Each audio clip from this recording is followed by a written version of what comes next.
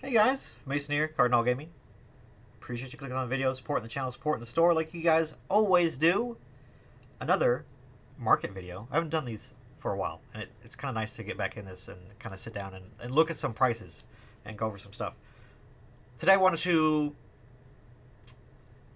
not tell you how to make money in Pokemon or how to speculate in Pokemon, but I'm going to give you an idea of what to look for in order to do that. Does it make sense?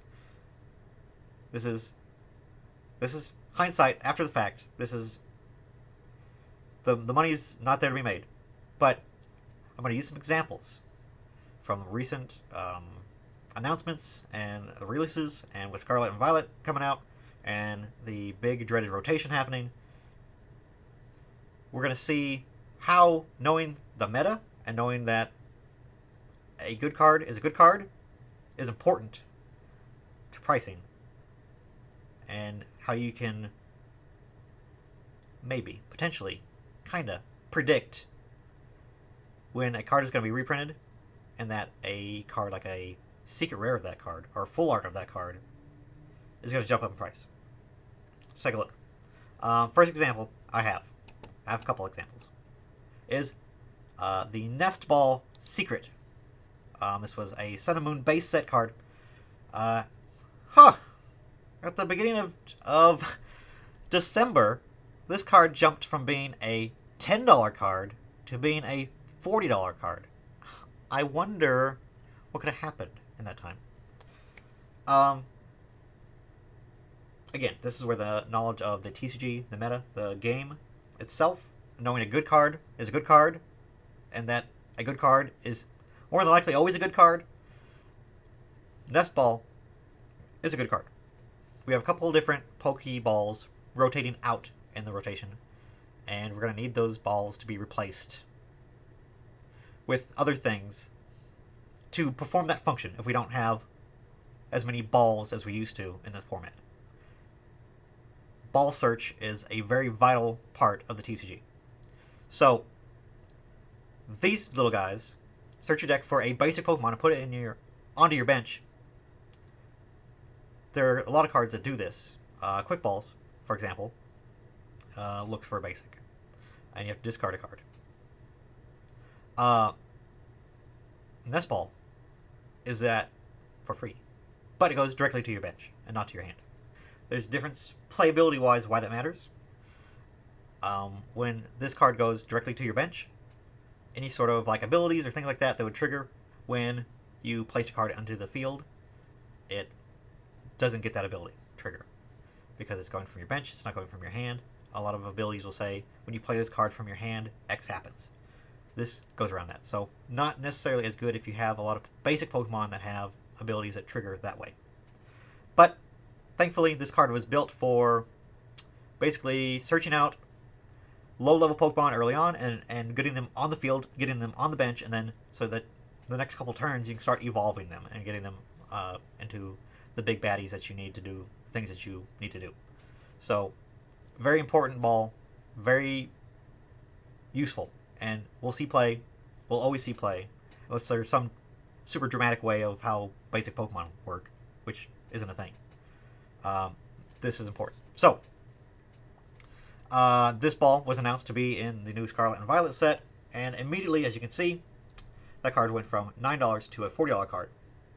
So people quadrupled up on their speculation, investment, whatever you want to call it, because of that announcement alone. Now, more than likely, we will get another secret Nest Ball. So the time is now if you want to dump these cards. And you have a bunch of them. But a lot of people do like older style cards. They do like the older rarity of things. A lot of people like Switch, for example. Switch is a very useful card. It's been a format for forever, in and out, but it's been printed since base set. People grab the earliest ones, or just cool looking ones that they like from older sets, and just throw them in their decks because they're still legal, because they still perform the same action on the card as an existing card that's in standard. So anything that's like that, people will throw an old card in there just for, a little extra flavor, a little extra spice in their decks. So it's really useful to have the knowledge of that's a good card. And then when something gets announced, or you can maybe kind of predict when something might get announced because of how rotation works,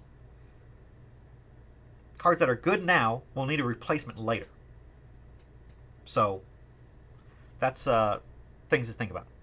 Moving on. Speaking of rotation, this card is going to be important because hand disruption is really important in Pokemon right now. A lot of people have really good stuff in their hands all the time. A lot of decks will just draw a bunch of cards and not be able to... they don't care about discarding those cards or getting them out of their hand. They just want to hold on to them until they need them. And hand disruption is important to get those cards and say, neener, you don't get those anymore, and shuffle them back in your deck and draw an amount of cards. So Marnie is the one that is currently in format. You put the cards that are in your hand to the bottom of your deck, and then you draw off the top some fresh cards. Marnie is rotating because it's in the D block of the regulation mark. But a card that is similar, that kind of performs the same thing, and you'll see why it matters, but is a card called Judge. Judge is both you guys shuffle your hand into your deck, and you draw 4 cards. Same amount of cards as Marnie does. The player of Marnie gets an extra card, but the difference is that your hand goes into your deck and you shuffle it instead of going to the bottom of your deck. So there's reasons why that Judge is good now, in that a lot of cards will, like a Rangaroo is a Pokemon that has an ability that allows you to switch a card from your hand to the top of your deck. So you take a card from your top of your deck and you put and replace it with another card. You can do that to kind of stack your deck legally. It's a legal move to stack your deck so that you know what your top card is on your deck. And if Judge was played, it disrupts that card stacking, whereas Marnie would not. So in some ways, Judge is better than Marnie, but hand disruption will always be a thing, and kind of a good strategy to use. So the Judges, and the Judge has been a card that's been printed several times, and it has a couple of full arts. Let's take a look at Judge. This is from Lost Thunder. That card was stupid cheap for a long time. $8, $10, somewhere in that range. Then seen some weird movements here, but look at the last 3 months. You can see this card move. And this was a card that was cheap when Lost Thunder was out, because hand disruption wasn't as big a deal. You had things like Lily and stuff that you kind of used instead of a Judge. But in the format currently, now, because people build their decks around that way, and because it works now, the next couple years, until the meta completely shifts, the things that work now are still going to work later, but not later. Does that make sense? So, Judge is very similar. As soon as it got announced, or as soon as Marnie, we're seeing Marnie on her way out of being rotated, Judge is going to replace Marnie in the new block when rotation happens. So this is the Judge from Lost Thunder. Seen some moving up again as soon as as people start ramping up, and as we get closer and closer to rotation, because rotation is still not for 4 months. There's a lot of talk about rotation, but it's not happening for another 4 months. So this card has potential to see some more movement. Again, that's me speculating. I don't know. I can't tell you.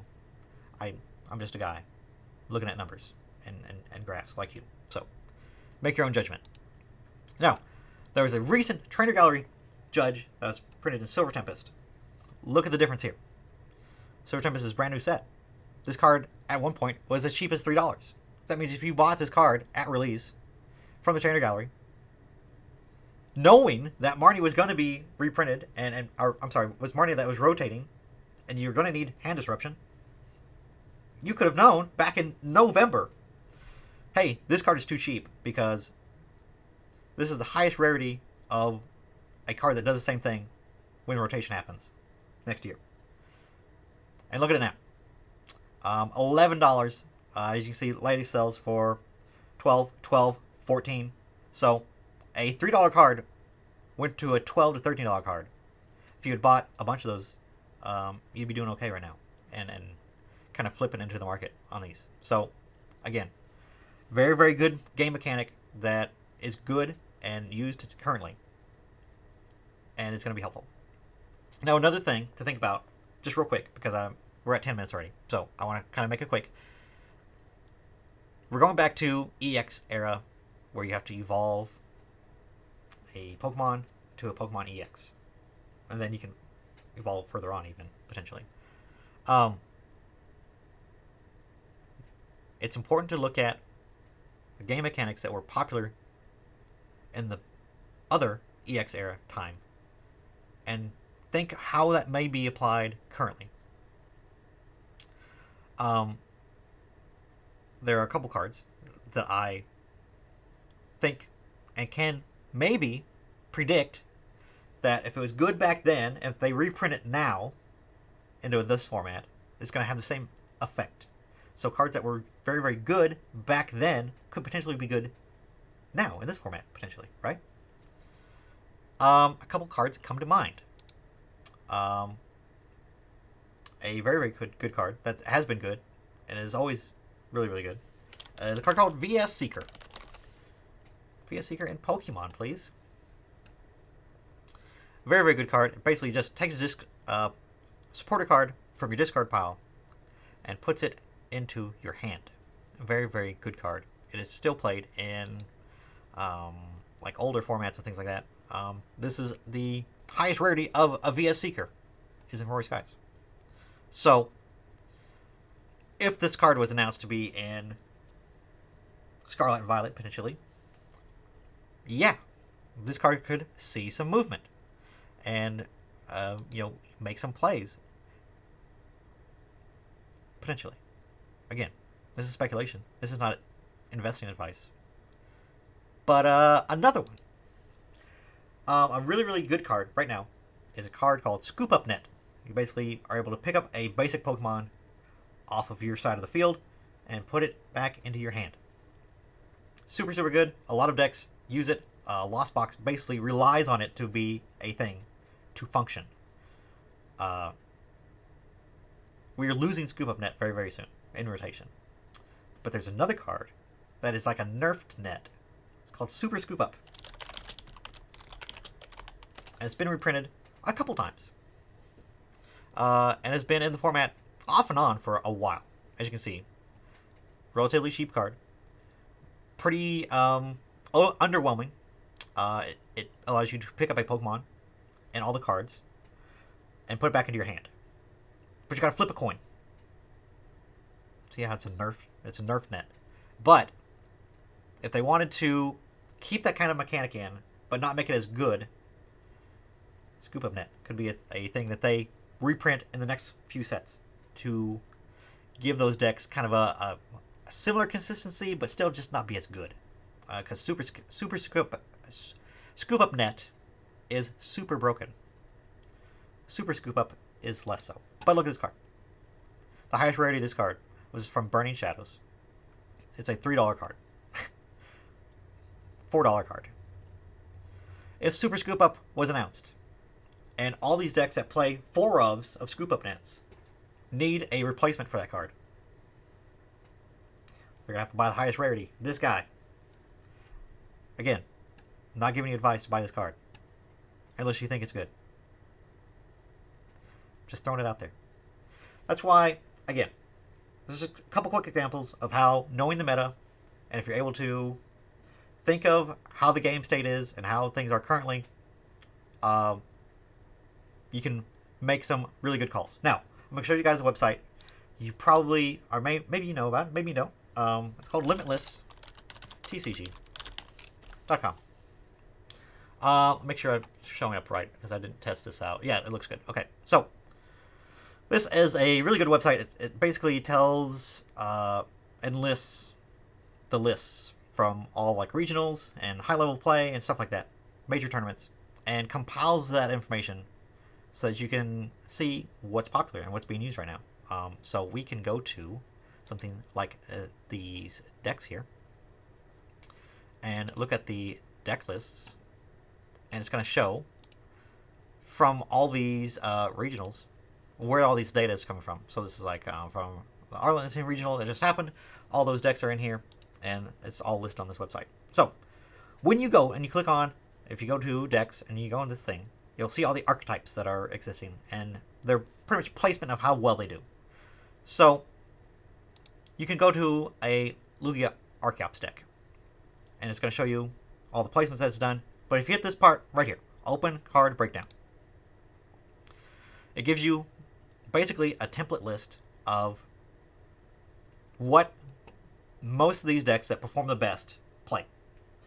And as you can see, like, this deck plays 3.76 of Archeops. Obviously, you can't play 76th of a card. So it's taking the averages and it's averaging out so that you can confidently say most Lugia Archeops decks play 3. More than likely, they play 4. So again, it gives you basically a number of how many are in the best version of this deck. So you can look and you can see, okay, let's go down this list and say, okay, what's rotating out of this, because this is the most meta deck right now that is doing the best. So what's going to be replacing these things after rotation happens? And then you can use that information to speculate on either things that are reprinting or on replacements for those once the rotation happens. So first one off the rip, Quick Ball. Quick Ball is a super good card, but as we already talked about, Nest Ball is already replacing this. So there's probably not a really good opportunity for something else that might replace this, because Quick Ball is replacing... Oh, I'm sorry, Nest Ball is replacing Quick Ball. Ultra Ball staying in. You can see it's F. Evolution Incense. It's got the deregulation mark. It's printed in Sword and Shield base. This card is going away. So, and then you can see this deck plays 4 of them. A lot of decks, a lot of evolution decks play 4 of these cards. It's a very useful function. Search your decks for an evolution Pokemon, reveal it, put it in your hand, so that you can evolve that Pokemon very, very easily. Ultra Ball does this pretty well, but there are other things that search out evolution Pokemon as well.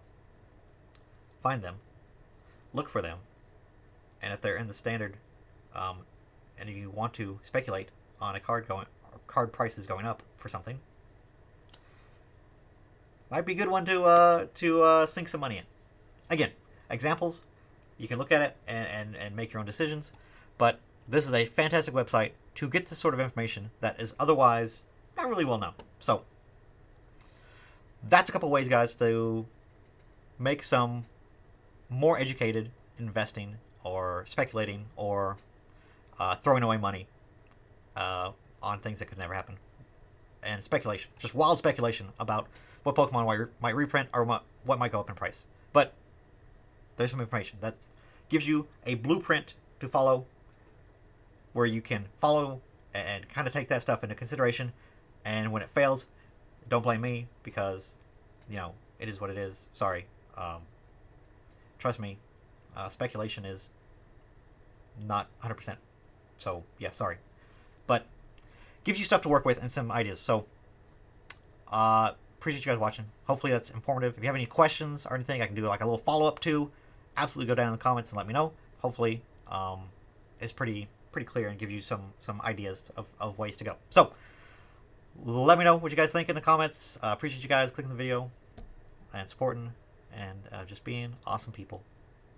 I'll see you guys in the next one. All right. Thanks. Bye.